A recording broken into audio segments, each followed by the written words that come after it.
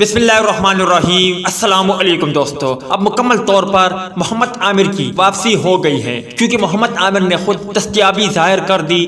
آج کی زیر نظر ویڈیو میں آپ بھائیوں کو اسی بارے میں بتائیں گے، مگر مزید تفصیلات کی طرف بڑھنے سے پہلے اس ویڈیو کو لائک کریں اور کمنٹ سیکشن میں آپ بھائی مجھے اتنا ضرور بتائیں کہ آپ محمد عامر کو دوبارہ سے کرکٹ کے میدانوں میں دیکھنا چاہتے ہو یا نہیں۔ اس حوالے سے کمنٹ سیکشن آپ کے کمنٹس کا منتظر رہے گا۔ مائناس فاسٹ بالر محمد عامر قومی ٹیم میں سلیکشن کے لیے دستیاب ہو گئے ہیں۔ فاسٹ بالر نے بتایا ہے کہ وسیم خان سے ملاقات ہوئی ہے، جس دوران انہوں نے تحفظات سنے ہیں۔ فاسٹ بالر محمد عامر نے کہا ہے کہ پاکستان کرکٹ بورڈ کے چیف ایگزیکٹو وسیم خان میرے گھر آئے اور تمام تحفظات سنے۔ PSL کے دوسرے مرحلے سے پہلے لاہور میں گھر پر ملاقات ہوئی۔ پہلی بار ہوا کہ بورڈ نے کھلاڑی کے مسائل سننے میں سنجیدگی دکھائی۔ وسیم خان نے تمام خدشات دور کرنے کی یقین دہانی کروائی ہے۔ برف دونوں جانب سے پگھل رہی ہے۔